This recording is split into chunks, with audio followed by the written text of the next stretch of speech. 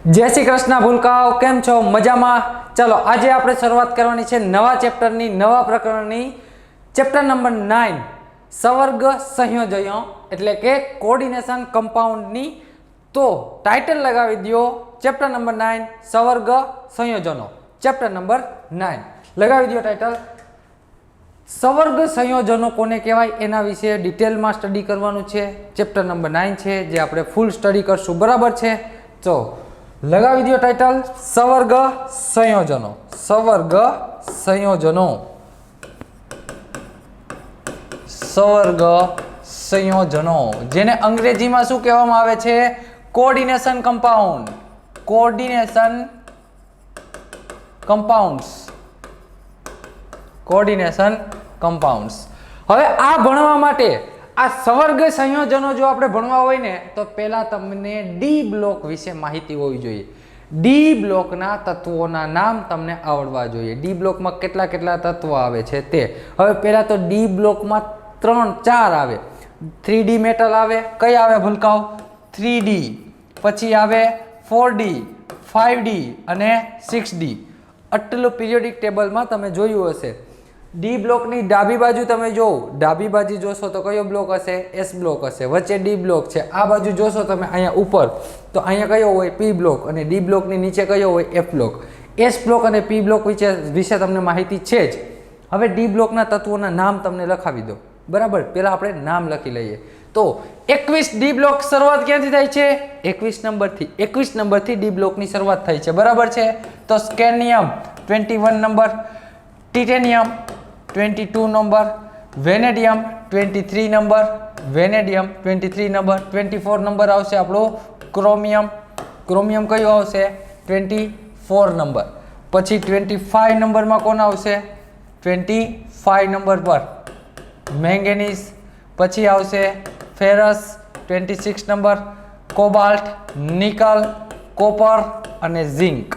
आ 30 जेटला तो तमने याद ज होय छे, बराबर छे। 28, 29 अने 30 30 जेटला तत्वो तमने याद ज होवाना छे, हाँ के ना? हाँ, अने याद होवा ज जोईए, कारण के आ 8, 9, 10 वाळा स्टुडंटने पण आ 1 થી 30 सुधीना पीरियोडिक प्रोपर्टी एटले के पीरियोडिक टेबलना बधा तत्वो तेमने याद ज होय छे। 1 થી 30 सुधीना तो याद होवाना ज छे।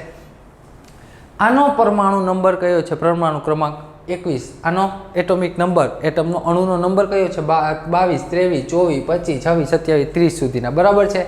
आ बधा छे ने ते 3D मेटल कहेवामां आवे छे। 3D कक्षक। आ बधामां कई कक्षक हशे? 3D बाह्य कक्षक 3D हशे। बधानी आपणे हमणां इलेक्ट्रॉनिक कन्फिगरेशन जोशुं, बधुं ज जोशुं, बराबर। हवे 4D ની વાત कर। जो 6D ની તમારે જરૂર પડશે નહીં। તમારે તો 4D અને 5D ના તત્વો પણ નહીં આવે। 4D અને 5D ના પણ કદાચ જો તે પૂછી લઈએ તો તમને આવડવા જોઈએ, તો તેના તત્વોના નામ લખી લ્યો। તેના તત્વોના નામ લખી લ્યો। આને યાદ કઈ રીતે રાખશો? હમણાં લખાવું, પહેલા તમે તેના સિમ્બોલ લખી લ્યો। પછી તમને એક કામ કરો, પહેલા બધાના સિમ્બોલ લખી લેજો, પછી હું તમને 1 બાય 1 બધાના નામ બોલતો જઈશ, એટલે તમે બધાના નામ ફૂલ લખી લેજો, એટલે યાદ રહી જાય। બધાના નામ તમને યાદ રહી જાય, બરાબર। RU AGCD। यटरबियम, चलो लगता जाओ, पहले थी लगता जाओ। Ytterbium, zirconium, niobium, molybdenum, technetium, ruthenium, rhodium, palladium, gold, cadmium, बराबर छे। चलो आ आटला याद राखो ने। 5D ना मेटल तमारे 5D ना आवशे नहीं, आटला तमने याद होवा जोईए। कया कया भाई? Ytterbium, zirconium, niobium, molybdenum, technetium, ruthenium, rhodium. अहींया RH लखेलुं छे, RH, रहोडियम, पेलेडियम, AG अने CD। याद कई रीते राखशो? याद कई रीते राखशो? जो ट्रीक आपू, ये ट्रीक आपू लखी लेजो बुक में, एटले याद रही जशे। ट्रीक यारी, यारी, जरा, निभाना, यारी, जरा, निभाना, मौत, मौत थई गयुं ने, मौत। पछी मौत तक, आ TC, आ मौत तक रुक, मौत, यारी, जरा, निभाना, मौत तक रुक। रूह राह में पड़ी। जो आ साइलेंट है, आनो कोई मतलब नहीं, परंतु याद रखवा माटे आ जरूरी है। जो यारी माथी वाय आवी जशे, जरा माथी ZR, निभाना माथी NB, मोत एटले MO, तक एटले TC, रूक एटले RU, रूह अहींया शुं आवशे? रूह, रूह एटले RH, रूह, रुक आ मोतक रुक, रूह आ जो रूह पण साइलेंट है, रूह पण शुं छे? साइलेंट है। राह, रूह लखो के राह लखो, बमेथी गमे ते एक साइलेंट, बराबर है। रूह राह में पड़ी, पड़ी एटले पेलेडियम। आग में कूद, आग में कूद, आग में खोटू है, बराबर है। तमने सेंटेन्स याद रखवा वच्चे लखेलू है। फरी एक बार, यारी जरा निभाना, मौत तक रूह राह में पड़ी, आग में कूद। बोलो, अरे बोलो ने मारी साथे, यारी जरा निभाना, यारी जरा निभाना, मौत तक रूह राह में पड़ी, आग में कूद। मौत तक, यारी जरा निभाना, मौत तक, अहींया सुधी याद राखी ल्यो। यारी जरा निभाना, मौत तक, रूह राह में पड़ी, आग में कूद। रूह राह में पड़ी है भैया, आग में कूद जा। यारी जरा निभाना, मौत तक, कहाँ तक? यारी निभानी है कहाँ तक? मौत तक। यारी जरा निभाना, मौत तक, रूह राह में पड़ी, आग में कूद। तो आ 4D तमने तत्व याद रही जशे। Yttrium, zirconium, niobium, molybdenum, technetium, ruthenium, rhodium, palladium, gold अने केडमियम, बराबर है। हवे आ बधानी इलेक्ट्रॉनिक कन्फिगरेशननी वात करवानी छे, एमां खास करीने 3D धातुनी। 3D धातुनी तमने बधी ज इलेक्ट्रॉनिक कन्फिगरेशन आवडवी ज जोईए। चलो एक पाछी एक बधानी इलेक्ट्रॉनिक कन्फिगरेशन लखी लईए आपणे। स्केनियमनी पहेली छे लखीए आपणे स्केनियमनी 21 नंबरनो तत्व छे, 21 नंबरનું તત્વ છે। તો 21 નંબરના તત્વમાં ઇલેક્ટ્રોન કેટલા હોય? 21। તો આપણે આર્ગોનમાં કેટલા આવી રીતે જ લખેલું હશે? આર્ગોન, આર્ગોન એટલે તેનો તત્વ નંબર કયો થાય? 18। તો 18 ઇલેક્ટ્રોન તો આર્ગોનમાં જતા રહ્યા। પછી અહીંયા લખવાનું હોય 3D અને 4s, બધાની electronic configuration same to same જ, બધાની સેમ ટુ સેમ। આ સ્કેનિયમ, પછી ટિટેનિયમની લખીએ તો તેમાં પણ આર્ગોન, 3D અને 4s ઇલેક્ટ્રોન પછી એરેન્જ કરીએ। પહેલા આટલું લખી લ્યો, પહેલા આટલું લખી લ્યો, ઇલેક્ટ્રોન પછી એરેન્જ કરશું આપણે। Argon, 3D, 4s, chromium, argon, 3D, 4s, Mn, argon, 3D, 4s, ferrous, argon, 3D, 4s, बराबर है। बस अहीं सुधी राखो, पछी पाछा आगळ लखी लेशुं। बधामां इलेक्ट्रॉन एरेंज करीए भूलकाओ, कई रीते करशुं? आर्गोन में केटला इलेक्ट्रॉन जता रह्या? तो के 18। हजी मारे 3 इलेक्ट्रॉन ने एरेंज करवाना छे। केटला? 3 इलेक्ट्रॉन ने 21 छे ने टोटल, એટલે 18 तो तमे आर्गोन वाળી इलेक्ट्रॉनिक कन्फिगरेशन में करी दीधेला छे। हजी 3 वध्या, तेने आमां तो के पहला एस ऑर्बिटल में 2 इलेक्ट्रॉन आवे। एस कक्षक में केटला इलेक्ट्रॉन आवे? 2। एस कक्षक, ऑर्बिटल एटले शुं कहेवाय? कक्षक। तो एस नामनी कक्षक छे तेमां तमे वधारामां वधारे 2 इलेक्ट्रॉन राखी शको, एवुं तमे भणी गया छो। तो एस में मैं 2 राखी दीधा। डी में वधारामां वधारे केटला राखी शको? 10। जो एस कक्षक हशे तेमां वधारामां वधारे 2 इलेक्ट्रॉन होय, पी कक्षक में वधारामां वधारे 6 इलेक्ट्रॉन होय, डी कक्षक हशे तेमां वधारामां वधारे 10 इलेक्ट्रॉन होय अने एफ कक्षक में 14 इलेक्ट्रॉन। वधारामां वधारे, आना करता ओछा तो राखी ज शको बधामां, परंतु मैक्सिमम आटला राखी शको, आनाथी वधारे बधामां एरेंज ना करी शको। तो एस ऑर्बिटल में मैं अहींया 2 इलेक्ट्रॉन राखी दीधा, हजी एक वध्यो, तो ए इलेक्ट्रॉन क्यां जशे? डी कक्षक में जशे। छेल्लो इलेक्ट्रॉन डी कक्षक में जाय छे, एटला माटे आने डी तत्व, डी ब्लॉकना तत्वो कहेवामां आवे छे। छेल्लो इलेक्ट्रॉन कई ऑर्बिटल में, कई कक्षक में जाय छे, एना आधारे आ बधा ज तत्वोनुं वर्गीकरण आपवामां आवेलुं छे। तमे जोजो, लिथियम हशे, सोडियम हशे, पोटेशियम हशे, एमां आमां जोजो, आमां शुं हशे? 2s1, आमां छेल्लो इलेक्ट्रॉन एस ऑर्बिटल में गयो, एटले आ बधा एस ब्लॉकना एलिमेंट कहेवाय। आ बधा कया कहेवाय भूलकाओ? एस ब्लॉकना तत्वो कहेवाय। आमां पण 3s1 हशे, આમાં શું હશે 4s1 હશે, એની આગળ જાઓ તો રૂબિડિયમ આવે તે 5s1. ઇન શોર્ટ 100 વાતની એક વાત, છેલ્લો ઇલેક્ટ્રોન કઈ કક્ષકમાં જાય છે, જે તમે છેલ્લામાં છેલ્લો ઇલેક્ટ્રોન ભરો છો તે કઈ કક્ષકમાં જાય છે તેને શું કહેવામાં આવે છે, એ તત્વોનું એલિમેન્ટ, એ બ્લોકનું એલિમેન્ટ કહેવાય.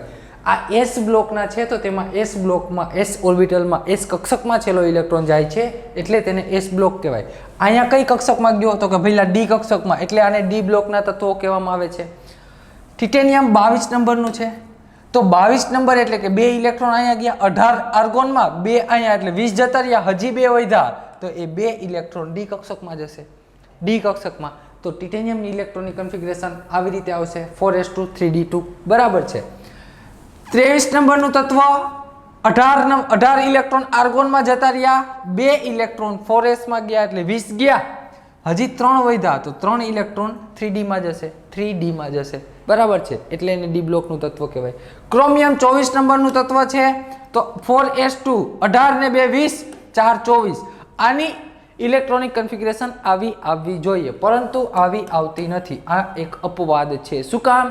આની ઇલેક્ટ્રોનિક કન્ફિગરેશન કંઈક આવી આવે છે. આર્ગોન 3d 4s 18 આમાં ગયા, 1 આમાં ગયો 19 અને 5 આમાં ગયો 24 થઈ ગયા. ટોટલ કરી લ્યો 24 થશે. અહીંયા 18 ઇલેક્ટ્રોન 1 19 ને 5 24 થઈ ગયા.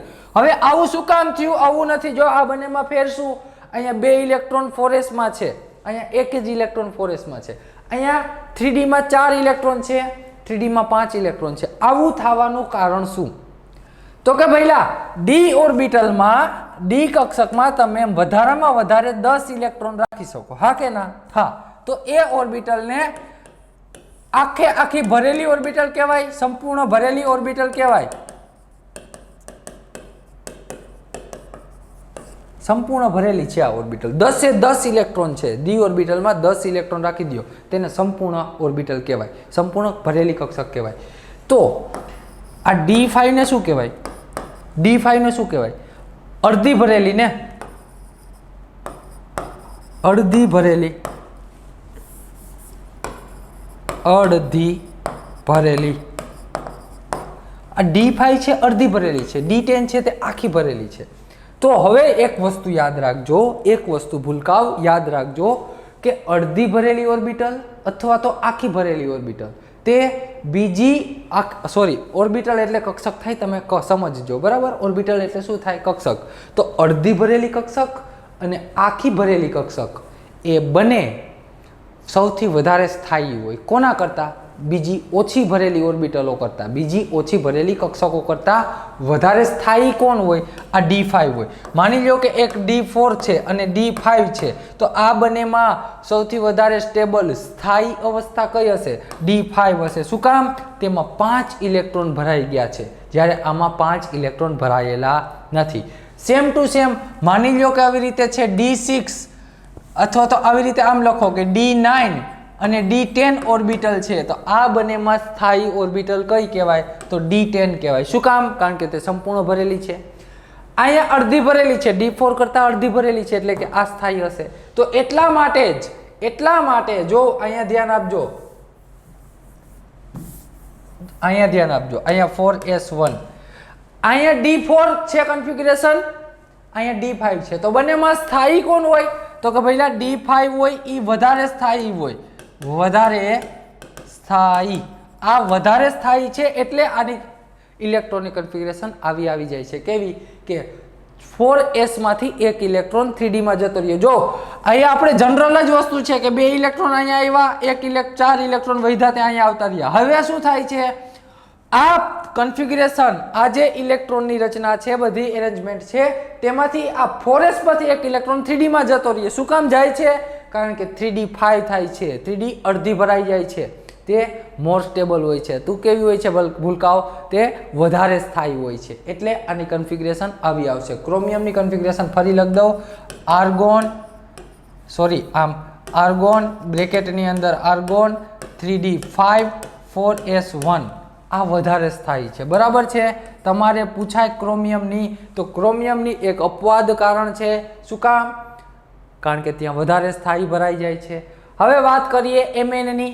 આમાં ટોટલ 25 ઇલેક્ટ્રોન હશે, તત્વ નંબર 25 ઇલેક્ટ્રોન હોય તો 25 માંથી 18 ઇલેક્ટ્રોન તો આમાં જતા રહ્યા આર્ગોનમાં, 2 ઇલેક્ટ્રોન 4s માં એટલે કે 20 ઇલેક્ટ્રોન, 5 વધ્યા તે 5 ઇલેક્ટ્રોન 3d5 માં આવી જશે. કેમાં આવશે? 3d5 માં. 26 નંબરના તત્વની ઇલેક્ટ્રોનિક કન્ફિગરેશનની વાત કરીએ. કોની? 26 નંબરના 18 ઇલેક્ટ્રોન આર્ગોનમાં જતા રહ્યા, 2 ઇલેક્ટ્રોન કેમાં આવશે? 4s માં આવશે. જો આવી જ રીતે મૂકવાનું તમારે પણ આવી જ રીતે મૂકવાનું, બરાબર. 4s માં 2 ઇલેક્ટ્રોન અને વૈધા કેટલા? 6, તો 6 ઇલેક્ટ્રોન 3d માં જતા રહેશે. 6 ઇલેક્ટ્રોન 3d માં જતા રહ્યા. વાત કરીએ આપણે 27 નંબર કોબાલ્ટની, તો આર્ગોન 27 નંબર એટલે 18 અહીંયા જતા રહ્યા, 18 ને 2 20, 3d7. આ તેની ઇલેક્ટ્રોનિક કન્ફિગરેશન સિમ્પલ છે, કંઈ ગોખવાનું નથી. ગોખશો નહીં, જરા પણ ગોખવું જરૂર નથી. આપણે ગોખવાની આવશે ને એ વસ્તુ કહીશ કે આ વસ્તુ ગોખવાની જ છે. આ વસ્તુ ગોખવાની નથી, સમજવાની છે, બરાબર છે. હવે વાત કરીએ આપણે 28 નંબરનું તત્વ નિકલની, તો આર્ગોન કેટલા ગયા? 18, 4s2, 18 ને 2 20, 3d8 થઈ જશે. તો આ નિકલની ઇલેક્ટ્રોનિક કન્ફિગરેશન થઈ ગઈ. હવે વાત કરવાની છે આપણે નિકલ પછી કોણ આવશે? કોપર 29 નંબરનું, તો આર્ગોન 3d 4s 18 2 20 અને 9 29. પરંતુ આની કન્ફિગરેશન પણ આવી થતી નથી. શું કામ? તો કે ભૂલકાઓ અહીંયા જો 3d9 છે, જો એક ઇલેક્ટ્રોન 4s માંથી 3d માં જતો રહીએ, એક ઇલેક્ટ્રોન 4s માંથી 3d માં જતો રહીએ તો એની electronic configuration argon 3d10 4s1 આવું થાય છે. હવે અહીંયા d માં 10 ઇલેક્ટ્રોન છે, d માં કેટલા છે ભૂલકાઓ? 10 ઇલેક્ટ્રોન છે, કે જે d9 કરતા d માં 9 ઇલેક્ટ્રોન હોય તેના કરતા જો d માં 10 ઇલેક્ટ્રોન આવી જાય તો તે મોર સ્ટેબલ થઈ જાય, એટલે કે આ અવસ્થા વધારે સ્થાયી છે. આ અવસ્થા વધારે સ્થાયી છે કોના કરતા? d9 કરતા. એટલે ક્રોમિયમ અને કોપરની કન્ફિગરેશનમાં 2 પ્રકારના ચેન્જીસ આવે. તેમાં રેગ્યુલર નથી આવતી, 2 ફક્ત ચેન્જ આવે. શું? કે 4s માંથી ઇલેક્ટ્રોન 3d માં જતો રહે છે. શું કામ? કારણ કે અહીંયા સંપૂર્ણ ભરાઈ જાય છે ઓર્બિટલ, અને ક્રોમિયમમાં જોવો, અહીંયા ક્રોમિયમમાં જોવો અડધી ભરાઈ ગયેલી હોય છે. ડી ઓર્બિટલ હાફ ફિલ્ડ, જેને અડધી ભરેલી ઓર્બિટલ કહેવામાં આવે છે. સમજાઈ ગયું? તો ક્રોમિયમ અને કોપરમાં 2 અપવાદ છે, તો તે યાદ રાખજો. પછી છેલ્લું છે ઝિંક 30 નંબરનું તત્વ, તેમાં તો આ આર્ગોન 18 ઇલેક્ટ્રોન અહીંયા જતા રહ્યા, 18 ને 2 20, 3d10, બરાબર છે. તો આ 2 તત્વોને તમારે યાદ રાખવાનું છે, કોપર અને ક્રોમિયમની વાત. તો 30 સુધીની ઇલેક્ટ્રોનિક કન્ફિગરેશન લખતા હવે તમને ફાવશે? હા પાડો, ફાવે, બધાને ફાવે, કાંઈ અઘરું નથી. હવે જો આ વધારે સ્થાયી છે ને એ જ લખી દઉં, અહીંથી આ હટાવી નાખું, અહીંયા જે વધારે સ્થાયી અવસ્થા છે તે જ લખી દઉં છું કે 3d10 4s1, બરાબર છે ભૂલકાઓ? અહીંયા પણ જે વધારે સ્થાયી અવસ્થા છે તે જ લખી દઉં છું તમને. અહીંયા જે વધારે સ્થાયી અવસ્થા છે તે જ લખી દઉં છું, બરાબર છે? જો આ વધારે સ્થાયી અવસ્થા લખી દીધી. કઈ છે? આર્ગોન. કઈ આવશે? 3d5 4s1, હા કે ના? હા. હવે તેમાં આ 2 અપવાદ છે કે જે તમારે યાદ રાખવાના છે. એક ક્રોમિયમ અને નીચે ક્યાં જતું રહ્યું? કોપર. આ ક્રોમિયમ અને કોપરની ઇલેક્ટ્રોનિક કન્ફિગરેશનમાં બંનેમાં અપવાદ છે, તે તમારે યાદ રાખવાના છે. ચલો વિડીયો સ્ટોપ કરી અને તમે પહેલાં તો બધાની ઇલેક્ટ્રોનિક કન્ફિગરેશન લખી લ્યો. સિમ્પલ વસ્તુ છે, સિમ્પલ ભૂલકાઓ, કાંઈ કરવાનું નથી. જો તમને જનરલ કન્ફિગરેશન લખી દઉં, જનરલ ડી બ્લોક માટેની જનરલ લખી દઉં. અહીંયા પહેલાં આ કામ કરીએ, 3D માટેની લખીએ. 3D ના તત્વો હોય એના માટે જનરલ. અહીંયા આર્ગોન આવશે બધામાં? હા ભાઈ આવશે, આર્ગોન તો આવશે જ. 3D ડી ઓર્બિટલમાં જોતા જાઓ તો 1 થી 10 સુધીનો ચેન્જ આવે છે. ડી ઓર્બિટલમાં 1 આવે, 2 ઇલેક્ટ્રોન આવે, 3 આવે, 4 આવે, 5 આવે, 6, 7, 8, 9, 10 બધાય આવે. એટલે અહીંયા હું એમ લખી શકું કે 1 થી 10 સુધી કોઈ પણ આવી શકે. જનરલ કન્ફિગરેશનની વાત ચાલે. 4s s ઓર્બિટલમાં 1 ઇલેક્ટ્રોન પણ આવે અને 2 ઇલેક્ટ્રોન પણ આવે છે. એવી ઘણી, જો આ બધામાં 2 છે, અહીંયા 1 જ છે. બધામાં 2, અહીંયા 1 જ છે. ઇન શોર્ટ આ જનરલ લખી દીધું. Argon 3d 1 to 10 4s 1 to 2, એટલે કે 1 થી 10 સુધી આવી શકે ડી ઓર્બિટલમાં અને 1 થી 2 સુધી એસ ઓર્બિટલમાં આવે છે. આ જનરલ આખા 21 થી 30 સુધીના તત્વોની મેં તમને જનરલ કન્ફિગરેશન લખી દીધી. હવે જે એલિમેન્ટ હોય 21 નંબર છે તો અહીંયા 18 2 1 22 છે તો 18 અને 2 20 4s માં જ ઇલેક્ટ્રોન મૂકવાનો. 18 ને 2 20 20 માંથી 20 માં પાછા 2 વધ્યા તો ડી ઓર્બિટલમાં જવા દો. ક્યાં જવા દો? ડી ઓર્બિટલમાં જવા દો. બરાબર છે, આ ભાવ છે. હવે હું તમને એમ કહું આ તો જો મેં સ્કેન્ડિનિયમની લખી ને ઇલેક્ટ્રોનિક કન્ફિગરેશન ઉભો રહે, આ SC ની લખી. હવે મારે લખવી છે SC+2 ની. કોની લખવી છે ભૂલકાઓ? SC+2 ની કન્ફિગરેશન લખવી છે. તો કઈ રીતે લખાશે ધ્યાન આપજો. SC+2 નો મતલબ પેલા તો શું થાય એ લખાવો ને મને. SC+2 નો મતલબ શું થાય? તો કે અહીંયા જેટલા ઇલેક્ટ્રોન હશે ને સિમ્પલ સ્કેન્ડિયમ SC માં જેટલા ઇલેક્ટ્રોન હશે તેના કરતા 2 ઇલેક્ટ્રોન ઓછા હશે. શું કામ? એના ઉપર વીજભાર કેટલો આવ્યો છે ભૂલકાઓ? +2 જેટલો. તો ત્યાં જેટલા ઇલેક્ટ્રોન હશે એના કરતા અહીંયા ઇલેક્ટ્રોન 2 ઓછા હશે. એના ઉપર જેટલા ચાર્જ છે એટલા ઇલેક્ટ્રોન ઓછા હશે. હવે આમ લખેલું હોય SC+ તો 1 ઇલેક્ટ્રોન ઓછો હશે, SC+2 તો 2 ઇલેક્ટ્રોન, SC+3 તો 3 ઇલેક્ટ્રોન ઓછા હશે. પેલી કન્ફિગરેશન કરતા આમાં 3 ઇલેક્ટ્રોન ઓછા હશે. હવે મારે વાત કરવી છે SC+2 ની, કારણ કે આપણે આગળ સંયોજનો ભણશું તેમાં બધામાં આ જે ધાતુ છે તેની સવર્ગ અથવા તો તેની ઓક્સિડેશન આંક આવશે 2. જ્યારે ઓક્સિડેશન આંક 2 આવે ત્યારે તમને ઇલેક્ટ્રોનિક કન્ફિગરેશન લખતા આવડવી જોઈએ. આગળ જતા તમારે જરૂર પડશે. આપણે અહીંયા જ શીખી લઈએ કઈ રીતે લખવાની. જો પેલા SC ની કન્ફિગરેશન લખી નાખી, હા ભાઈ લખી નાખી. હવે અહીંયા લખી નાખો, પેલા SC ની કન્ફિગરેશન લખો. Argon 3d1 4s2. હા કે ના? હા. આ તો મેં સિમ્પલ કોની લખી? SC ની જ છે ભૂલકાઓ, SC ની છે. આ કન્ફિગરેશન SC ની છે. મારે લખવાની છે +2 ની. તો શું કરવું પડે?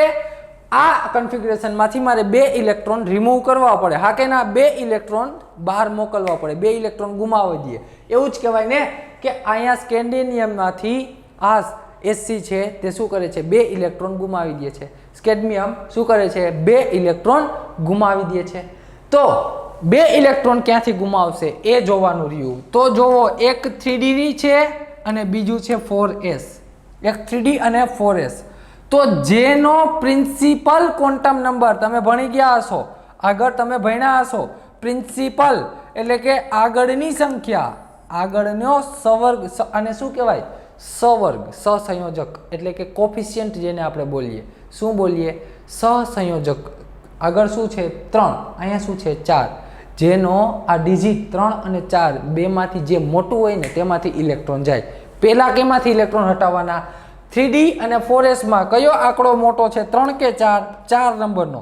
તો 4 નંબરની જે ઓર્બિટલ હશે, 4 નંબરની જે કક્ષક હશે તેમાંથી ઇલેક્ટ્રોનને પહેલા હટાવવાના. કેટલા હટાવવાના છે? 2.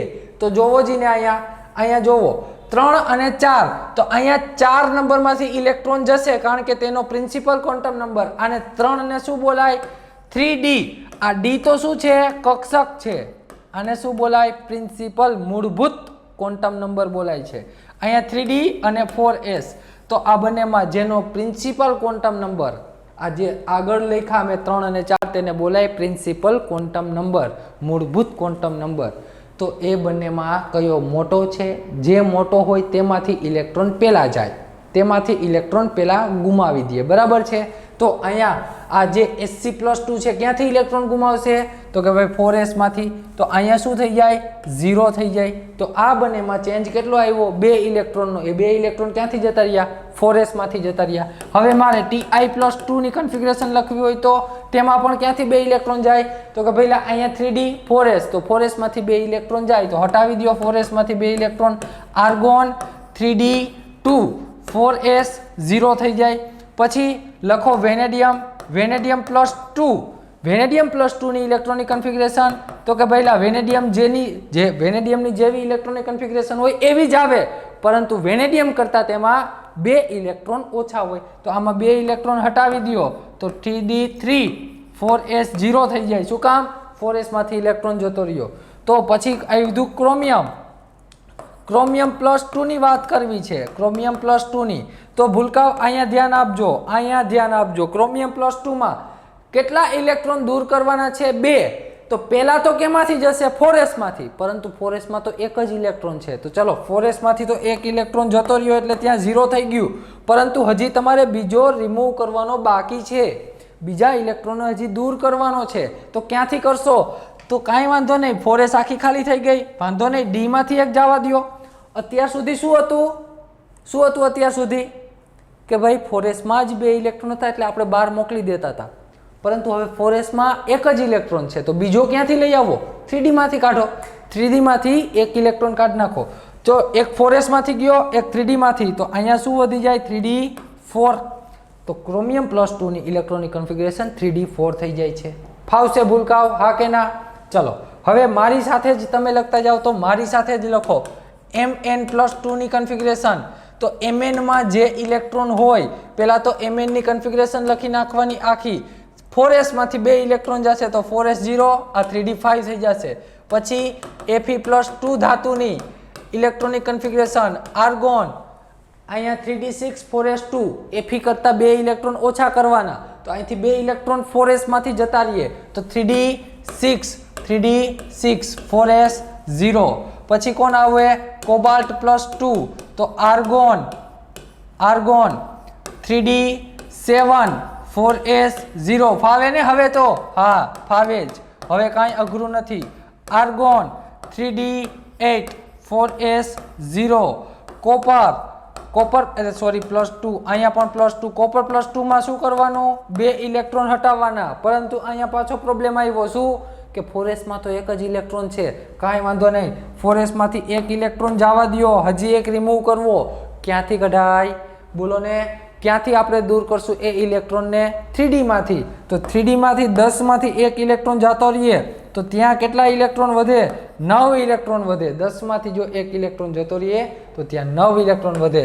છેલ્લી કન્ફિગ્યુરેશન લખવી છે Zn+2 ની, તો આર્ગોન 3d 10, 4s માંથી બંને ઇલેક્ટ્રોન જતા રહ્યા, તો 4s 0.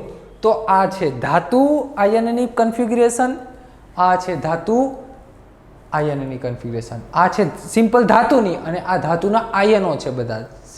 Scandium +2, titanium, vanadium +2, chromium +2, મેગ્નીઝ +2, ferrous +2, આ બધા ધાતુ આયનો છે. આ બધી ધાતુઓ છે જે તટસ્થ અવસ્થામાં છે. આ ધનવીજભારિત છે. કેવી છે? ધનવીજભારિત છે. સમજાય શું કહેવા માંગુ? તો શું સમજ્યા આપણે અહીંયા? સમજ્યા તો કે ભાઈલા મૂળભૂત ઇલેક્ટ્રોનની કન્ફિગ્યુરેશન તમને આવડવી જોઈએ. પછી તેમાંથી તમારે તેના ધાતુ આયનની લખવી હોય તો કાંઈ ટેન્શન નથી. જેનો પ્રિન્સિપલ ક્વોન્ટમ નંબર વધારે હોય, તેમાંથી તમે ઇલેક્ટ્રોન દૂર કરી દો એટલે તમને મળી જશે ધાતુ આયનની ઇલેક્ટ્રોનિક કન્ફિગ્યુરેશન. ફાવશે? હા કે ના? હા ફાવે જ, કશું અઘરું છે નહીં. ચલો તો વિડીયો સ્ટોપ કરી અને તમારે આ લખી લેવાનું છે. આટલું વિડીયો સ્ટોપ કરી અને બધું લખી લો. ચલો આટલું બધું વિડીયો સ્ટોપ કરી અને આ લખી લેવાનું છે. કોપર સુધી લખી લ્યો, એના પછી છેલ્લે ઝિંકનું લખી લ્યો. આ વાત થઈ ગઈ ઇલેક્ટ્રોનિક કન્ફિગ્યુરેશનની બેઝિક વાત હતી. હવે આપણે વધવાનું છે કોર્ડિનેશન કેમેસ્ટ્રી તરફ. કોર્ડિનેશન કેમેસ્ટ્રી એટલે સંકીર્ણ સંયોજનો. સંકીર્ણ સંયોજનો પહેલાં તમને થોડી માહિતી આપી દઉં. અહીંયા ધ્યાન આપો. સંકીર્ણ સંયોજનો બને કેમ એ બધું જોઈ લઈએ, પરંતુ એ પહેલાં આપણે ટાઇટલ લગાવી દો ક્ષાર. ક્ષાર તમે બધાએ જોયો જ હોય. ક્ષાર તમે બધાએ જોયો જ હોય. ઘરે તમે ના જોયો હોય ને, તમને ખ્યાલ ના હોય ને, તો ઘરે જે તમે પાણી ભરવા માટે અથવા તો પાણીનો ટેન્ક હોય, વોટર ટેન્ક હોય, ઉપર તમે જે યુઝ કરતા હો પાણી, એમાં એ જોજો, જો તમે લાંબા સમયથી તેને સાફ ના કરેલો હોય અથવા તો ક્ષારવાળું પાણી હોય. કેવું તમે નામ સાંભળેલું હશે કે ક્ષારવાળું પાણી, એ કેમ ખબર પડે? નળ હોય ને, નળની આસપાસ વ્હાઇટ કલરની પોપટીઓ જામી જાય છે. જોજો, ઘણી નળની અંદર પણ વ્હાઇટ કલરની પોપટીઓ જામી જાય. તમે એને ખખેરો ને તો ખરે નાની નાની વ્હાઇટ કલરની કઠણ પાણા જેવી હોય, કઠણ પથરા જેવી હોય. આમ દબાવો ને તો લાગે પણ તમને હાથમાં. ઇન શોર્ટ, વ્હાઇટ કલરની જે પોપટી જામી જાય છે તેને જ શું કહેવામાં આવે છે? ક્ષાર. હવે જે આ ક્ષાર છે ને, ક્ષાર ઘણી પ્રકારના હોય. ભૂલકાઓ, એક જ પ્રકારના ક્ષાર લખો, એક જ પ્રકારના ક્ષાર અને એકથી વધારે પ્રકારના ક્ષાર. એકથી વધારે પ્રકારના ક્ષાર. સમજજો, એકથી વધારે પ્રકારના ક્ષાર અને એક જ પ્રકારના ક્ષાર. હવે આ બને તો ઠીક, આ તમને ખાલી ચાર્ટ લખાવું છું, આપણે ભણવાનું તો છે આ, ભણવાનું તો છે આ, કોર્ડિનેશન તો આ છે, આ તો ખાલી ચાર્ટ લખાવું છું સમજણ માટે, તમારા નોલેજ માટે. એક જ પ્રકારના ક્ષાર હોય છે ને, તેમાં સાદો ક્ષાર પણ આવે છે, સાદો ક્ષાર, અને બીજો કયો આવે છે મિક્સ અથવા તો મિશ્ર ક્ષાર. સાદા ક્ષારમાં સોડિયમ ક્લોરાઇડ, પોટેશિયમ ક્લોરાઇડ, આ બધા ક્ષાર છે. K2SO4, Na2CO3, આ બધા કેવા છે? જો ક્ષાર જ છે, આ બધા શું છે? એકબીજાના ક્ષાર જ છે. સોડિયમ ક્લોરાઇડ શું છે? ક્ષાર છે ને, ક્ષાર જ કહેવાય. હવે તેમાં જો એક જ ધાતુ છે અને એક જ તેના સામેનો લિગેન્ડ છે, આને શું કહેશું આપણે? લિગેન્ડ કહેવાય. અને કોર્ડિનેશનની ભાષામાં, સવર્ગ સહસંયોજનોની ભાષામાં આને લિગેન્ડ કહેવાય. ક્લોરીનને શું કહેવાય? લિગેન્ડ કહેવાય. અથવા તો આસપાસનો આયન કહેવાય, સોડિયમની આસપાસનો આયન. તો એવી જ રીતે KCl છે, આમાં જો 2 K ધાતુ છે, આમાં 2 સોડિયમ ધાતુ છે. તો આવા બધા ક્ષાર સાદા ક્ષારમાં આવે. બીજું છે અહીંયા જોજો, 2 અલગ અલગ ધાતુ હશે, NaKSO4, એક સોડિયમ ધાતુ છે, એક પોટેશિયમ ધાતુ છે, અને લિગેન્ડ કેટલા છે? એક જ છે. આસપાસના નેગેટિવલી ચાર્જ જે ઋણ વીજભારિત છે SO4-2, આ બધાને આપણે લિગેન્ડ કહેશું. શું કહેશું? લિગેન્ડ. લિગેન્ડ કેટલા છે? એક જ, ધાતુ 2 છે.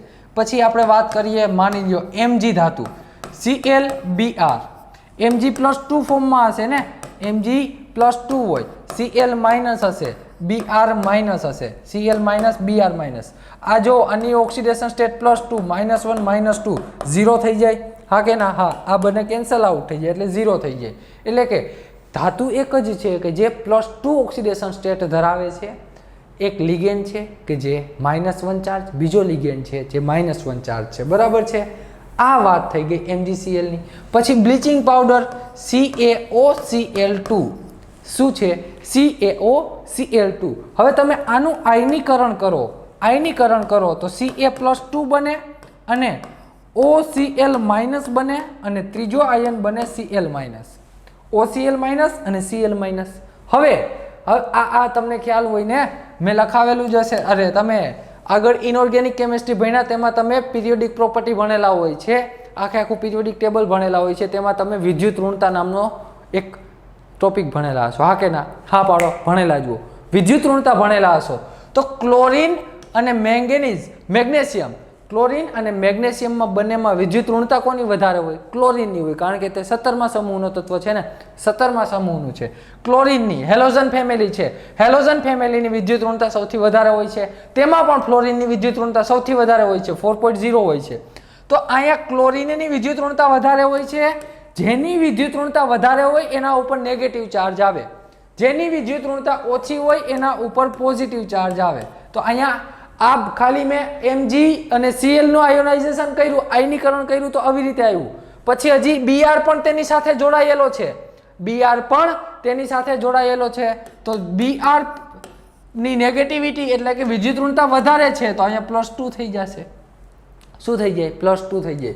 આયનીકરણના બંધ જ તોડ્યા, મેં કાંઈ નથી કર્યું. જો આવી રીતે જોડાયેલા હતા MgCl અને Br, આ બંનેમાં વિદ્યુત ઋણતા કોની વધારે? જો આ બંધના 2 ઇલેક્ટ્રોન છે ને, બંધમાં 2 ઇલેક્ટ્રોન છે, બંને જેની વિદ્યુત ઋણતા વધારે હોય એ શું કરે? બંધના ઇલેક્ટ્રોનને લઈ લેશે.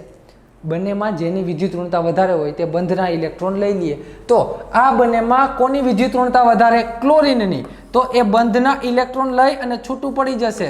જો બંધના ઇલેક્ટ્રોન, બંને ઇલેક્ટ્રોન ક્લોરીન લઈ લઈએ તો Mg ઉપર પોઝિટિવ ચાર્જ આવે. આ Br નો બંધ એઝ ઇટ ઇઝ છે, ને અહીંયા શું છૂટું પડી ગયું? Cl-. હા કે ના? હા. આવું તમે ભણી ગયા જ હશો, આવું તમે ભણી જ ગયા હોય. આવું નહીં ભણ્યા હોય, પરંતુ આ તો હું તમને સમજાવું કે આવી રીતે થતું હોય. આવું નહીં ભણ્યા હોય, પણ પ્લસ કેમ આવે, માઇનસ કેમ આવે એની તમને માહિતી હશે જ. તો પ્લસ શું કામ આવે Mg ઉપર? કારણ કે ક્લોરીને બંને ઇલેક્ટ્રોન લઈ લીધેલા છે. હવે જો એક ક્લોરીન જતો રહ્યો તો Mg ઉપર પ્લસ ચાર્જ આવ્યો. આ બંનેમાં વિદ્યુત ઋણતા કોની વધારે હોય? સ્વાભાવિક છે, હેલોજન ફેમિલીની જોવાની છે. તો આ બંધના ઇલેક્ટ્રોન બ્રોમિન લઈને જતો રહેશે. તો એક તો પ્લસ હતો જ, અહીંથી આ બંધના ઇલેક્ટ્રોન પણ બ્રોમિન લઈ ગયો, તો બ્રોમિન ઉપર કયો ચાર્જ આવે? માઇનસ. ક્લોરીન ઉપર માઇનસ. ઇન શોર્ટ એવું તો મેં હમણાં અહીંયા લખ્યું હતું કે જો આનું આયોનાઇઝેશન કરવામાં આવે, આયનીકરણ કરવામાં આવે આ ક્ષારનું, તો Mg+2 બને, Br- બને, Cl- બને. તો એવી જ રીતે CaOCl2 બ્લીચિંગ પાવડર છે, તેનું તમે આયનીકરણ કરો તો Ca+2 બને, OCl- અને Cl-. હજી જો આ બંને જોડાયેલા છે એ બંનેનું આયનીકરણ કરો તો ક્લોરીન અને ઓક્સિજનમાં ઓક્સિજનની વિદ્યુત ઋણતા વધારે હોય. ભૂલકાઓ, ક્લોરીન અને ઓક્સિજનમાં ઓક્સિજનની વિદ્યુત ઋણતા વધારે હોય. કેટલી હોય છે? 3.5 જેટલી હોય છે, જ્યારે ક્લોરીનની વિદ્યુત ઋણતા 3.1 હોય છે. ઓક્સિજન અને ક્લોરીન વચ્ચે બંધ છે, તો જોજો અહીંયા ઓક્સિજન ઉપર નેગેટિવ ચાર્જ છે જ. હજી આ બંધના ઇલેક્ટ્રોન ઓક્સિજન લઈ લઈએ તો ઓક્સિજન ઉપર એક નેગેટિવ હતો, બંધના ઇલેક્ટ્રોન લઈ લીધા તો 2 નેગેટિવ આવી જાય. અહીંયા ક્લોરીન ઉપર પોઝિટિવ ચાર્જ આવે. ક્લોરીન ઉપર કયો ચાર્જ આવે? પોઝિટિવ. તો અહીંયા 2 ક્લોરીન હતા ભૂલકાઓ, તો એમાંથી એક ક્લોરીન માઇનસ બની ગયો, બીજો ક્લોરીન પ્લસ બની ગયો, બીજો ક્લોરીન પ્લસ બની ગયો, ઓક્સિજન -2 બની ગયો અને કેલ્શિયમ Ca+2 બની ગયો. જો આનું આયનીકરણ કરવામાં આવે તો આવા 4 તત્વો બને છે. 4 તમને અલગ અલગ તત્વો મળે, જેમાં કેલ્શિયમની ઓક્સિડેશન આંક +2 હોય છે, ઓક્સિજનનો -2 હોય, એક ક્લોરીનનો -1 હોય, બીજા ક્લોરીનનો +1 હોય. તો કયા ક્લોરીનનો +1 હોય? જે ઓક્સિજન સાથે છેલ્લે જોડાયેલો રહે છે. ઓક્સિજન અને ક્લોરીનમાં બંનેમાં વિદ્યુત ઋણતા ઓક્સિજનની વધારે હોય, એટલે કે આ બંધના ઇલેક્ટ્રોન ઓક્સિજન લઈ લેશે અને ક્લોરીન ઉપર પોઝિટિવ ચાર્જ આવી જશે. તો આ વાત થઈ ગઈ મિશ્ર ક્ષારોની. ચલો વિડીયો સ્ટોપ કરી અને તમે આટલું લખી લ્યો. આ વાત થઈ ગઈ કોની છે? મિશ્ર ક્ષારોની. અને આટલું વિડીયો સ્ટોપ કરી અને તમે લખી લીધેલું હશે. હવે આ બધું હું જવા દઉં છું, કારણ કે મારી જગ્યા રોકે છે. ચલો આપણે વાત કરવાની છે અહીંયા 1 થી વધારે પ્રકારના ક્ષાર. આમાં શું હોય હમણાં ડિટેલમાં તમને સમજાવું, પરંતુ એક વસ્તુ સમજી લો. આ મેં બીકર ભર્યું છે પાણીનું. શેનું છે ભૂલકાઓ? પાણીનું. શું કહેવાય પાણીને? વોટર, H2O નું પાણીનું ભરેલું છે. હવે આમાં હું નાખું છું NiCl2 નો ઘન અવસ્થામાં, પાવડર અવસ્થામાં હશે NiCl2, એને મેં નાખી દીધું પાણીમાં. જેવો જ NiCl2 તમે પાણીમાં નાખશો એટલે કે Ni અને Cl વચ્ચે જે બંધ હશે તે તૂટી જશે, એટલે કે તમે તેને આયનીકરણ કહો. પાણીમાં નાખો એને શું કહેવાય? આયનીકરણ, આયોનાઇઝેશન કર્યું કહેવાય. તો NiCl2 ને પાણીમાં નાખશો એટલે તેનું આયનીકરણ થઈ ગયું. શું કહેવાય? આયનીકરણ થઈ જશે. જો આયનીકરણ થઈ જાય તો તેમાં Ni+2 હશે અને Cl- આવા આયનો હશે. હા કે ના? હા પાડો. અરે હા હોય જ ને. ચલો આમાં મેં નાખી દીધેલું છે NiCl2, તો આવું કંઈક બની જશે. NiCl2 નાખશો તો તે સોલ્યુશનમાં 2 આયનો હશે, Ni+2 અને Cl-. આવા 2 આયનો હશે. હા પાડો. હા. હવે હું શું કરું છું? આમાં આયનો છે ને બર્નરથી ધગાવું છું. ગરમ કરો.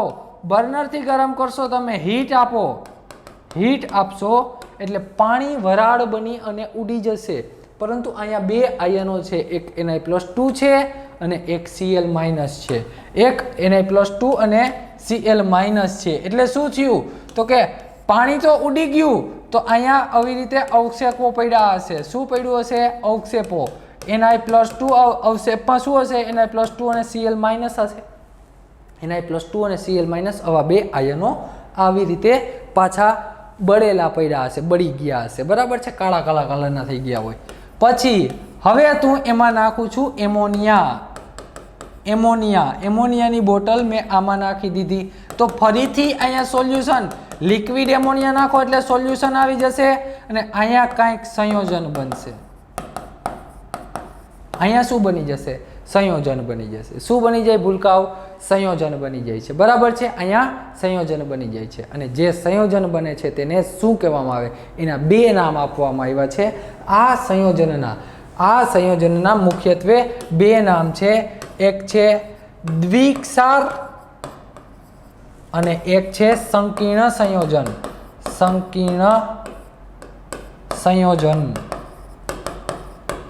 અથવા તો તેને સવર્ગ સંયોજન પણ કહેવામાં આવે છે. સવર્ગ સંયોજન. સંકીર્ણ સંયોજન અથવા તો સવર્ગ સંયોજન કહેવામાં આવે છે, બરાબર છે।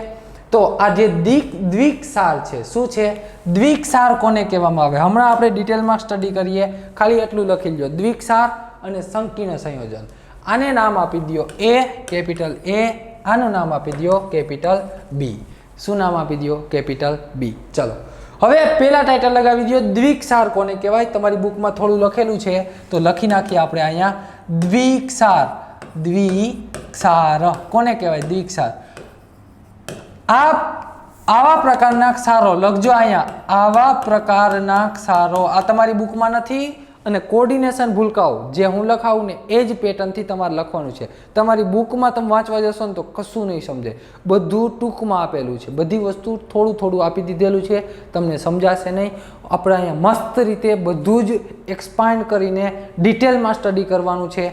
તો હું જે લખાવું એ ફેર બુક બનાવજો, ભવિષ્યમાં કામ લાગશે। જી અને નીટમાં પણ તમારે આ બુક કામ લાગશે, કારણ કે તમને ડિટેલમાં આખું કોર્ડિનેશન કરાવીશ। તમારી બુકમાં છે તેનાથી પણ વધારે કરશું, બરાબર છે? બુકમાં છે એ તમને બધું શોર્ટમાં બધું ટૂંકું ટૂંકું આપી દીધું, અને થોડું વાંચશો તો ડિફિકલ્ટ લાગશે। આપણે અહીં શાંતિથી તમારી બુક તમારે ઓપન જ નથી કરવાની, હું કહું પછી ઓપન કરવાની, ત્યાં સુધી તમારે તમારી બુક જોવાની જ નથી। તમારી બુકની મેથડથી જોશો તો આપણે એ સિક્વન્સ નહીં, કારણ કે બુકમાં તમારે આડેધડ આપેલું છે, આપણે સિક્વન્સ વાઇઝ ભણવાનું છે। આવા પ્રકારના ક્ષારો પ્રવાહી અવસ્થામાં પોતાની મૂળભૂત, સમજજો, પોતાની મૂળભૂત ઓળખાણ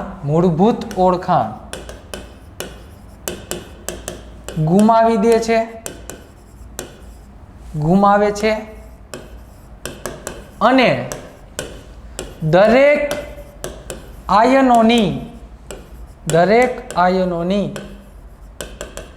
અલગ અલગ કસોટી આપે છે। અલગ અલગ કસોટી આપે એટલે ટેસ્ટ। જો તમે એક પ્રેક્ટિકલ કરતા હોય તો બધા આયનોની ટેસ્ટ કરતા હોય ને, કે ચલો આ આયન પ્રેઝન્ટ છે કે એબસન્ટ છે, અથવા તો આ આયન તમને જે કમ્પાઉન્ડ આપેલો હોય, તમને જે સંયોજન આપેલું હોય, કંઈક પાવડર આપી દઈએ, તમે લેબમાં પ્રેક્ટિકલ કરતા હોય તો આપી દઈએ, ત્યારે શું હોય? તમે તેની ટેસ્ટ કરતા હોય, તમે ગોતતા હોય કે કયું તત્વ છે, તમને નામ ના ખબર હોય, તમે ગોતતા હોય કે કયું તત્વ છે, બરાબર છે? અથવા તો તમે KMnO4 ને NaOH ને ભેગા કરતા હોય, બરાબર છે? એ લેબમાં તમે મસ્તી કરતા જ હોય છે।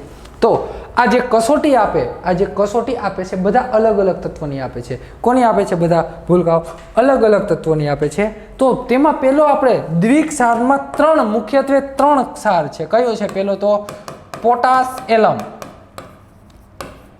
પોટાશ એલમ છે, બરાબર છે? એનું નામ લખો K2SO4, Al2SO4 3 time, Al2SO4 3 time, 24H2O છે, બરાબર છે? હવે આ ક્ષાર ખુદ એક આખો ક્ષાર જ કહેવાય। આને શું કહેવાય? પોટાશ એલમ એક આખો ક્ષાર છે। આ બધા જ એકબીજા સાથે સંકળાયેલા છે। ઇન શોર્ટ, આ શું થઈ ગયું? તમારું નામ છે। આ શું થઈ ગયું? તમારું નામ છે। આ તમારા પપ્પાનું નામ છે, અને આ શું થઈ ગયું? તમારી સરનેમ છે। હવે તમે ક્યાંય સ્કૂલમાં એડમિશન લેવા ગયા હોય, ત્યાં તમે શું કરો? ત્યાં તમે તમારી આખી ઓળખાણ આપો છો, તમારું નામ પણ બોલો, તમારા પપ્પાનું નામ બોલો, તમારી સરનેમ બોલો, અથવા તો તમે કોઈ ફોર્મ ભરતા હોય, ફોર્મ ફિલઅપ કરતા હોય, કોઈ પણ પરીક્ષાનું હોય કે બીજું કાંઈ પણ, ત્યાં તમે તમારું આખી ઓળખાણ આપો છો, હા કે ના? હા। હવે આ થઈ ગઈ, આ જે ક્ષાર બની ગયો ને તેની આખા ક્ષારની ઓળખાણ આ છે। આ આખો ભેગો હોય ને ત્યારે જ તમે તેને પોટાશ એલમ કહી શકો। બાકી ખાલી આટલું હોય K2SO4 તો પોટાશ એલમ ના કહી શકાય, બરાબર છે? ખાલી K2SO4 ને પોટાશ એલમ ના કહી શકાય, ખાલી Al2 એટલાને પોટાશ એલમ ના કહેવાય। આખું જોડાયેલું હોય તો જ તેને પોટાશ એલમ કહેવાય। પરંતુ હવે આ આખું હશે જ ક્યારે? જ્યારે ઘન અવસ્થામાં પડ્યું હશે ને ત્યારે તેને પોટાશ એલમ કહેવાય। પરંતુ હવે હું તેને નાખું છું પ્રવાહી અવસ્થામાં, અથવા તો આને એક બીકરમાં લઈ લીધું, પોટાશ એલમને એક બીકરમાં લઈ લીધું, પછી તેમાં મેં શું નાખી દીધું? વોટર, પાણી નાખી દીધું। પોટાશ એલમ થોડું 5 ગ્રામ લઈ લીધું, તેમાં તમે પાણી નાખી દો। જેવું પાણી નાખશો ને એટલે આ બધા તત્વોનું આયનીકરણ થઈ જશે. શું થઈ જશે? આયનીકરણ થઈ જશે. કઈ રીતે થાય આયનીકરણ? પાણી નાખશો એટલે આયનીકરણ થાય. હવે આયનીકરણ વિશે તમને માહિતી હોય જ. ધન આયન અને ઋણ આયન બંને છૂટા પડી જાય. તો અહીંયા જોજો ધન આયન કયા છે તો કે K+, 2K+ છૂટા પડશે, વત્તા અહીંથી તો કે SO4 -2 છૂટો પડી જાય, અહીંથી તો કે એલ્યુમિનિયમ +3 છૂટો પડી જાય, 2 એલ્યુમિનિયમ +3 છૂટા પડી જાય, 2 એલ્યુમિનિયમ +3 અને 3 SO4 -2. આ બધા આયનો છૂટા છવાયા થઈ ગયા. ક્યારે? જ્યારે મેં આ ક્ષારમાં પાણી નાખી દીધું અથવા તો પાણીની અંદર ક્ષારને નાખો ત્યારે આયનીકરણ પામે છે અને બધા જ આયનો અલગ અલગ થઈ જાય છે. હવે જો પાણી નાખશો આવી રીતે આમ કર્યું, અહીંયા લખજો H2O, વચ્ચે શું લખી નાખજો? રિએક્શન કરી અને H2O લખી નાખજો. બરાબર છે? H2O એટલે કે પ્રવાહી અવસ્થામાં જ્યારે તેને રૂપાંતરિત કરવામાં આવે છે, ઓગાળવામાં આવે છે, ત્યારે તે આયનીકરણ પામે છે અને બધા આયનો અલગ અલગ થઈ જાય છે, છૂટાછવાયા થઈ જાય છે. ઇન શોર્ટ, હવે આને પોટાશ એલમ કહી શકાય નહીં. એટલે કે આ જે પોટાશ એલમ એવો ક્ષાર છે જેને મેં પાણીમાં નાખ્યું ને તો બધા આયનો છૂટાછવાયા થઈ ગયા. હવે તમે માની લ્યો કે K+ અલગ ટેસ્ટ કરશો ને તો એ અલગ પોતાની એકલાની ટેસ્ટ આપશે. પોતો એકલાની કસોટી કરશો તો એ K+ પ્રેઝન્ટ આપે. હવે BaCl2 નાખો આમાં, કયું ભઈલા? BaCl2, barium ડાયક્લોરાઇડ. આ નાખો એટલે શું બની જાય? SO4. BaSO4 બનાવી નાખે, વ્હાઇટ કલરના અવશેપ મળે. તમે લેબમાં કરેલું હોય તો ખ્યાલ હોય. કયું હોય? વ્હાઇટ કલરના તમને અવશેપ મળી જાય. એટલે કે SO4 -2 પોતાનો અલગ ટેસ્ટ આપે, એલ્યુમિનિયમ છે તે પોતાનો અલગ ટેસ્ટ આપશે, આઈનો SO4 છે તે પોતાનો અલગ ટેસ્ટ આપશે. ઇન શોર્ટ, 100 વાતની એક વાત કે આ પોતાનો એક ક્ષાર હતો, પરંતુ તેને મેં જો પ્રવાહી અવસ્થામાં આયનીકરણ કરી નાખ્યું, આયનીકરણ કરી નાખો તો બધા આયનો છૂટાછવાયા થઈ જાય અને ખુદ પોતાના એક અલગ અલગ ક્ષાર આપવા માંડે છે. તો આને શું કહેવામાં આવે છે? દ્વિક્ષાર કહેવામાં આવે છે. શું કહેવામાં આવે છે ભઈલા? દ્વિક્ષાર કહેવામાં આવે છે. બરાબર છે? હજી એક સ્વાર છે, લખી નાખો. હજી એક છે, અહીંયા લખજો મોહર સોલ્ટ. મોહરનો સોલ્ટ, મોહરનો ક્ષાર. શું આવશે મોહરના ક્ષારમાં? તો કે ભઈલા FeSO4, NH4, 2 ટાઈમ SO4 અને 6H2O, 6H2O આવશે. બરાબર છે? FeSO4, NH4, 2 time SO4. આ મોહર સોલ્ટ છે. આને પણ જો તમે પ્રવાહીમાં ડુબાડી દો અથવા તો પાણી નાખો તો ફરી બધા આયનો છૂટા છૂટા પડી જાય. બધા આયનો શું થઈ જશે? છૂટા છવાયા થઈ જશે અને આયનો પોતાના ટેસ્ટ આપશે. હજી એક છે કાર્નેલાઇટ. KCl, MgCl2, 6H2O. આ 3 છે દ્વિક્ષાર છે, તમારે યાદ રાખવાના છે. આખા નામ તમારે યાદ રાખવાના છે. K2SO4, Al2SO4 3 ટાઈમ, 24H2O, મોહર FeSO4, NH4 2 time, SO4 6H2O, કાર્નેલાઇટ KCl, MgCl2 6H2O. યાદ રહેશે? હા કે ના? હા. આ દ્વિક્ષાર હતા. અહીંયા દ્વિક્ષારનું કામ પૂરું. હવે આપણે દ્વિક્ષાર વિશેષ ભણવાનું નથી આગળ. હવે આપણે ભણવાનું છે સંકીર્ણ સંયોજનો અથવા તો સવર્ગ સંયોજનો. ટાઇટલ લગાવી દો, સવર્ગ સંયોજનો. સવર્ગ સંયોજનો અથવા તો સંકીર્ણ સંયોજન પણ કહેવાય. શું કહેવાય આને? સંકીર્ણ સંયોજનો અથવા તો અંગ્રેજીમાં આને કહેવામાં આવે છે કોઓર્ડિનેશન કમ્પાઉન્ડ. શું કહેવામાં આવે ભૂલકાઓ? Coordination compound. કોઓર્ડિનેશન કમ્પાઉન્ડ્સ કહેવામાં આવે છે. Coordination compounds. બરાબર છે? હવે આમાં એક ડેફિનેશન લખી લ્યો. આ કોને કહેવાય? તો કે આવા પ્રકારના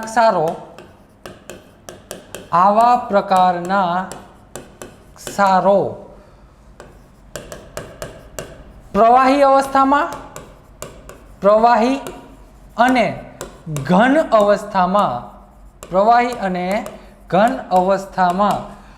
પોતાની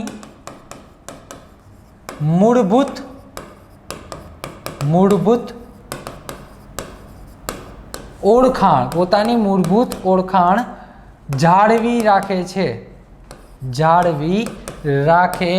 છે અને દરેક આયનના કસોટી નહીં આપે અને દરેક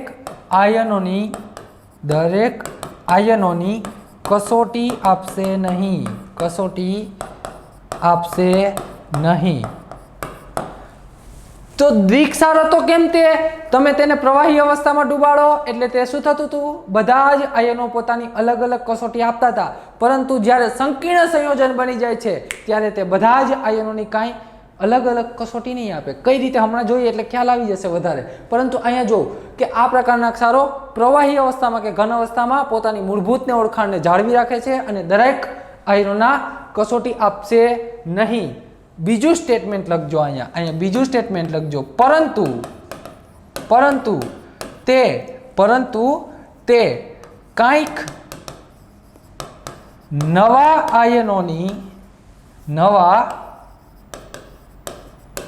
આયનોની કસોટી આપશે, નવા આયનોની કસોટી આપશે, કંઈક નવા આયનોની કસોટી આપે છે. બરાબર છે? કઈ રીતે? જો હમણાં મેં તમને થોડી વાર પહેલા સમજાવ્યું હતું. કઈ રીતે? ધ્યાન આપજો.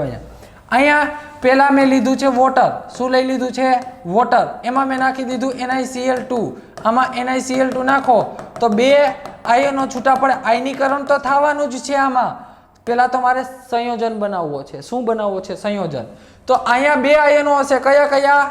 Na+2 આયન અને બીજો છે Cl- આયન. Na+2 અને Cl- આયન હશે. હવે હું શું કરું છું? આને ગરમ કરું છું. આને ભૂલકાવ ગરમ કરો, હીટ આપો. બર્નરથી તમે શું કર્યું છે? આને શું કહેવાય?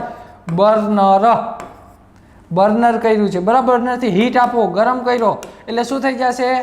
પાણી ઉડી જાય. તમને ખબર જ છે, નાના નથી હવે, તમને ખબર, ગરમ કરો એટલે પાણી ઉડી જાય. તો અહીંયા આવી રીતે અવક્ષેપ પડેલા હશે.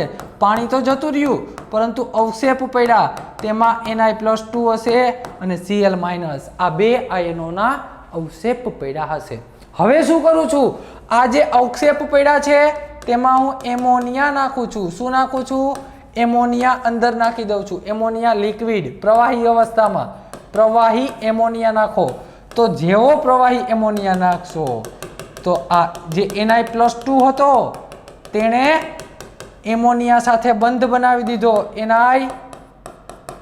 NH3 6 ટાઈમ અને Cl2. આવો કંઈક સંયોજન બનાવી દીધું. ક્યારે?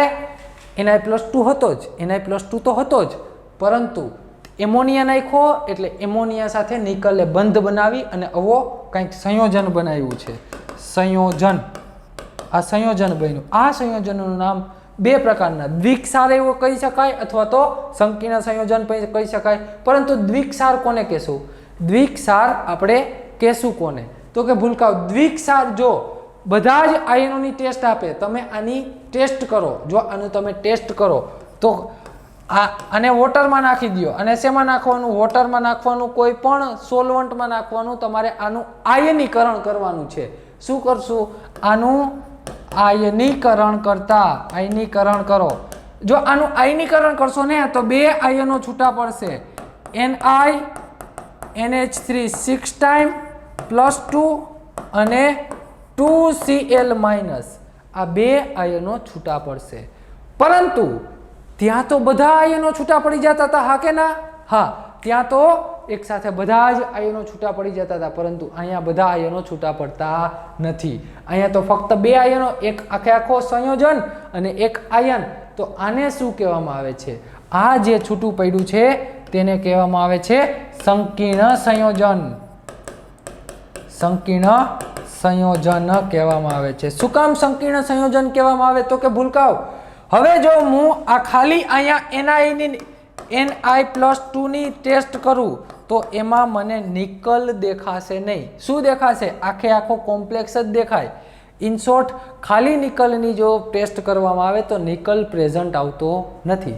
એવી જ રીતે ખાલી એમોનિયાની જો ટેસ્ટ કરવામાં આવે તો એમોનિયા પણ પ્રેઝન્ટ આવતો નથી. આ બંનેમાં અલગ અલગ, નિકલ પોતાની અને એમોનિયા પોતાની અલગ અલગ ટેસ્ટ આપતો નથી. પરંતુ જો આની ટેસ્ટ કરવામાં આવે NH3 6 ટાઈમ +2 તો આ છે તે પોતાની અલગ ટેસ્ટ આપે છે. આ જે છે તે પોતાની એક અલગ ટેસ્ટ આપે છે. બરાબર છે? તો સંકીર્ણ સંયોજનો કોને કહેવામાં આવે છે?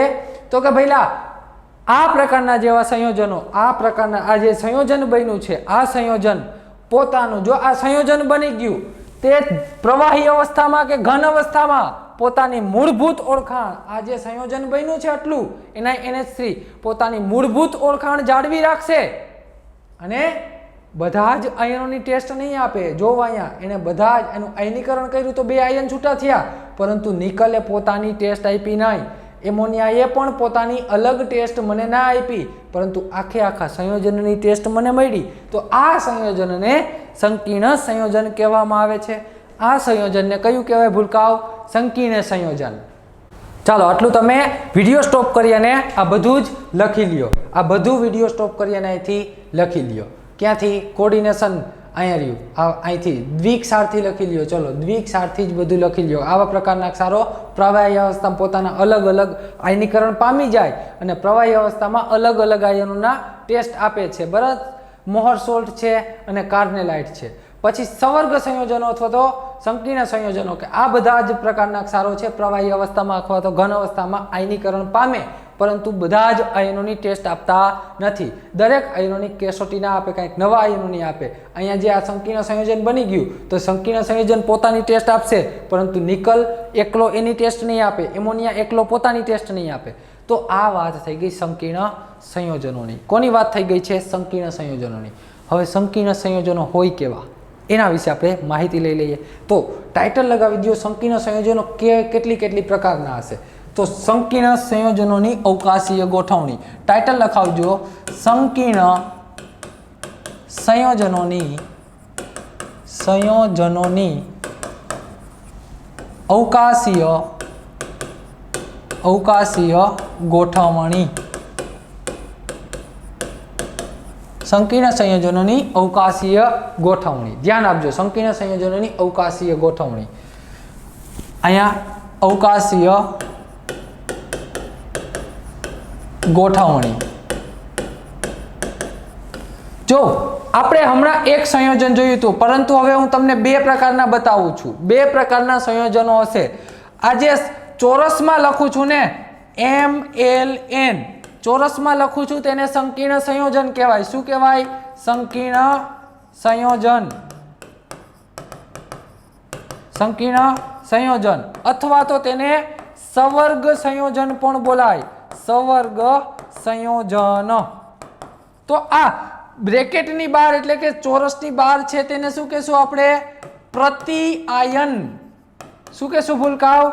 પ્રતિ આયન કહેશું. હવે આના ઉપર ચાર્જ છે +x જેટલો. કેટલો છે? +x જેટલો. એક જ કામ કરું, અહીંયા લખું છું z +x. આના ઉપર ચાર્જ છે -y.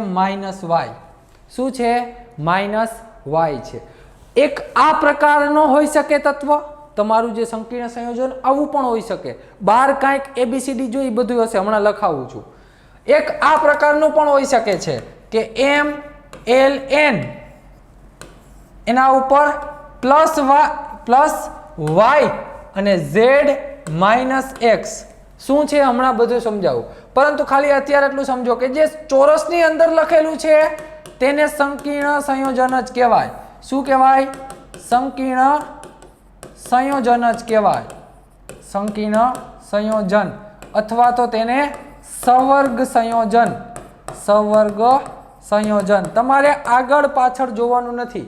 ચોરસની અંદર હોય તેને સંકીર્ણ સંયોજન કહેવાય. હા કે ના? અહીંયા પણ ચોરસની અંદર સંકીર્ણ સંયોજન. અહીંયા સંકીર્ણ સંયોજન પાછળ લખેલું છે, અહીંયા સંકીર્ણ સંયોજન આગળ લખેલું છે. પાછળ હશે તેને આપણે પ્રતિ આયન કહેશું. શું કહેશું? પ્રતિ આયન કહેશું. અંગ્રેજીમાં શું કહેવાય ભૂલકાઓ? અંગ્રેજીમાં એક વર્ડ લખી લ્યો. અંગ્રેજીમાં આને શું કહેવામાં આવે છે? Counter ion. કાઉન્ટર આયન અથવા તો ionisation. Ionisation sphere. Ionisation sphere અથવા તો કાઉન્ટર આયન. આને શું કહેવામાં આવે છે? કોઓર્ડિનેશન આયન અથવા તો કોઓર્ડિનેશન કોમ્પ્લેક્સ. આને કહેવામાં આવે છે કોઓર્ડિનેશન કોમ્પ્લેક્સ. તો આને પણ શું કહેવામાં આવે છે? Coordination complex. કોઓર્ડિનેશન કોમ્પ્લેક્સ આને શું કહેશું તો કે કાઉન્ટર આયન જ કહેવાય, કાઉન્ટર આયન અથવા તો આયોનાઇઝેશન સ્પીયર, બરાબર છે। હવે આપણે વાત કરી લઈએ કોની ભૂલકાઓ, તો કે આ જે આપણે બધા લખ્યા છે, આ બધા લખ્યા છે, તો એમ શું છે તેમાં? એમ એટલે છે ધાતુ, કોઈ પણ ધાતુ હશે, એમ એટલે છે ધાતુ। એલ એટલે શું કહેવાય? તો કે એલ ને કહેવાય લિગેન્ડ, લિગેન્ડ કહેશું, એલ એટલે લિગેન્ડ। સ્મોલ એન લખેલો છે, એન ની બાજુ એલ, કેપિટલ એલ છે, તેની બાજુમાં સ્મોલ એન છે, એને કહેશું કુલ નંબર ઓફ લિગેન્ડ, કુલ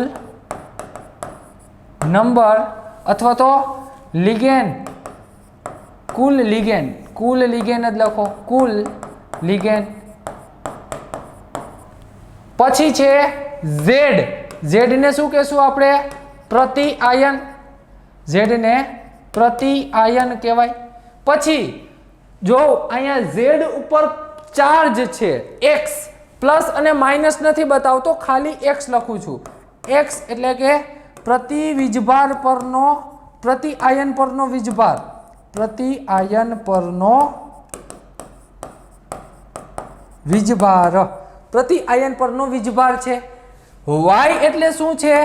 તો કે ભાઈ સંકીર્ણ સંયોજન પરનો વીજભાર છે ને, પ્લસ અને માઇનસ નહીં, ગમે તે હોય। અહીંયા એક કામ કરો, પ્લસ અને માઇનસ, તો કે પ્રતિ આયન પરનો વીજભાર, પ્લસ અને માઇનસ, અહીંયા શું લખાય? સંકીર્ણ સંયોજન પરનો વીજભાર, સંકીર્ણ સંયોજન પરનો વીજભાર। તો આટલી વસ્તુ તમને હવે યાદ રહેવી જોઈએ કે ધાતુ એટલે મેટલ, એમ લખેલો છે, એલ એટલે લિગેન્ડ લખેલો છે, એન એટલે કે કુલ લિગેન્ડ છે, ઝેડ એટલે છે પ્રતિ આયન કહેવાય, તેને કાઉન્ટર આયોનાઇઝેશન સ્પીયર કહેવાય અંગ્રેજીમાં। એક્સ એટલે કે કુલ પ્રતિ આયન પરનો વીજભાર, આયન ઉપર શું ચાર્જ છે તે, પ્લસ વાય અથવા તો માઇનસ વાય, સંકીર્ણ સંયોજન પર કયો ચાર્જ છે તે, બરાબર છે। ચલો આજે અહીંયા સુધી રાખીએ, કાલે આગળ વધશું, પરંતુ આટલું તમે મસ્ત સમજી લેજો, લખી તમારી ફેરબુક લખજો, બરાબર છે। ડિસ્ક્રિપ્શન કોર્ડિનેશનમાં લખવાનું ઘણું બધું આવશે, તો તમારે પેન અને બુક સાથે જ રાખવાની છે। મસ્ત લખતા રહેજો, મળીએ નેક્સ્ટ લેક્ચરમાં। Thank you very much.